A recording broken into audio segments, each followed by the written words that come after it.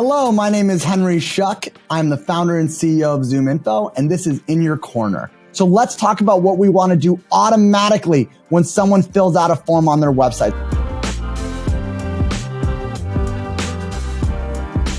So FormComplete is our solution that allows you to take multiple fields on a website. Let's say every time someone fills out a form on your website, you ask them for name, title, email address. You can take that all down to one field. And then in real time, ZoomInfo will do a lookup against that one field to tell you if that person already exists in ZoomInfo. If they already exist, you don't have to ask them the additional questions.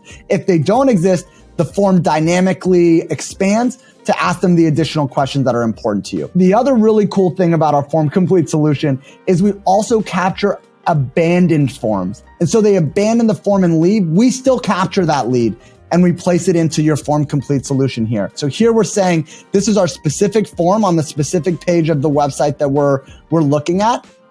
We're going to say when someone submits this form, I want to select all of the buying committee members at that account. And then I want to run a motion around them. Again, we're taking one lead. Every time a company shows interest enough to fill out a form on your website, you want to be reaching out to a number of people at that company. So what we're going to do here is say every time someone fills out a form, capture the buying committee, VP of sales, VP of marketing, chief marketing officer, chief revenue officer. And then if the company's not in my Salesforce system, then I want to export it to Salesforce. I want to export it to Engage.